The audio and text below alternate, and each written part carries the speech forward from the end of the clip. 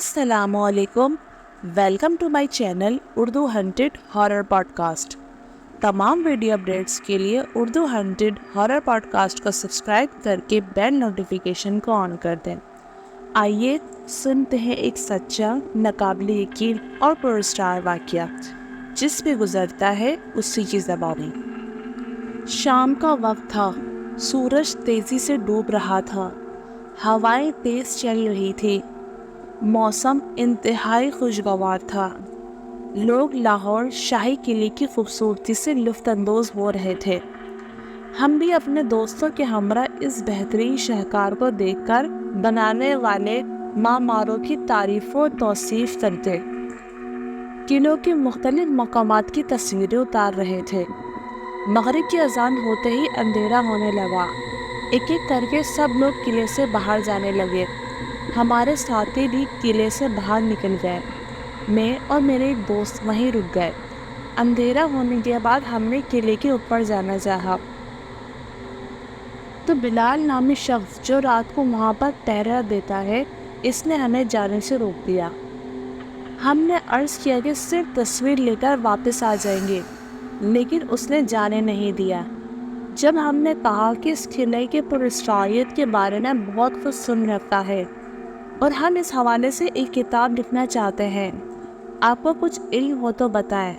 ये कहकर हमने इसके हाथों में कुछ रुपए रख दिए। पैसे देखकर इसकी आंखों में चमक आ गई। वो हमें ऊपर सीढ़ियों तक ले गया और कहा कि यहाँ बहुत अजीब और गरीब वाक़यात रोनुमा होते हैं। बहुत बार तो मेरे साथ हुआ है।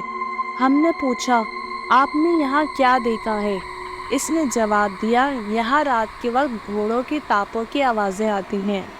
ऐसा लगता है जैसे बहुत सारे घोड़े एक साथ चलकर किसी जानिब जा रहे हों।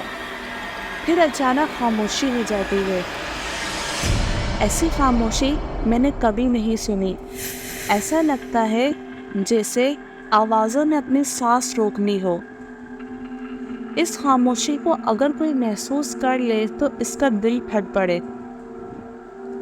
थोड़ी देर खामोशी के बाद किसी के कदमों की आवाज़ आती है, जैसे कोई बहुत ही जाहो जलाल से चल रहा हो। अचानक कदमों की आवाज़ बंद हो जाती है और किसी की बुलंद आवाज़ फिज़ा में गूंजती है। वो आवाज़ किसी ज़बान में होती है, इसका तो मुझे नहीं मालूम, लेकिन कोई बहुत तेज़ चीख कर बात कर रहा होता है। थोड़ी देर बाद बहुत सारी आवाज़ें एक साथ गूंजने लगती हैं। शोर इतना बढ़ जाता है कि कान के पर्दे फटने लगते हैं। फिर तलवारों के टकराव की आवाज़ों से पूरा किला गूंज उठता है। थोड़ी देर तक ये सब चलता रहता है। फिर लंबी खामोशी, जैसे बरसों से यहाँ कोई था ही नहीं। कब्रिस्तान जैसा गहरा सन्नाटा छा जाता है। हमने पूछा, तुमने कभी जानने की कोशिश नहीं की कि आवाज़ें कहाँ से आती हैं? कहता है, एक बार मैंने हिम्मत करके जानने की कोशिश की थी। जिस तरफ से आवाज़ें आ रही थी उस तरफ गया।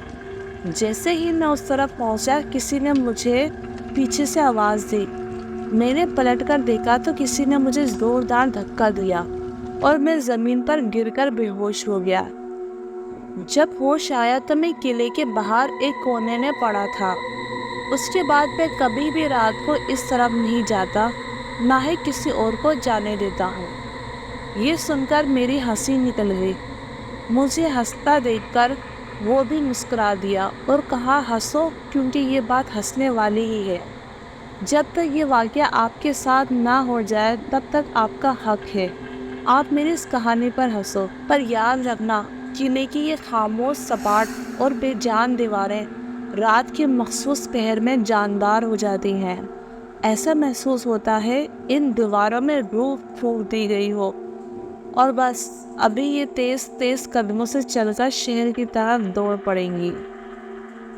रात के वक्त इन किलों के ऊपर स्याह बादल मंडला रहे होते हैं और ऐसा महसूस होता है अभी ये बादल खूनी बारिश बरसाएंगे। मुझे अक्सर अपनी बीवी और बच्चों की चीखों की आवाज़ सुनाई देती है।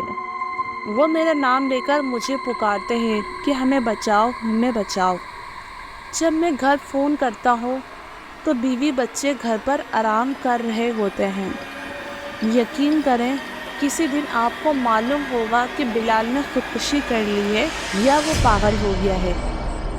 یہ صرف قلعہ نہیں بلکہ سینے میں کئی راز دفن ہیں۔ یہاں کئی الف لیلا کی داستانیں رقم ہوئی مگر اسے نہ کوئی سنانے والا باقی رہا اور نہ سننے والا۔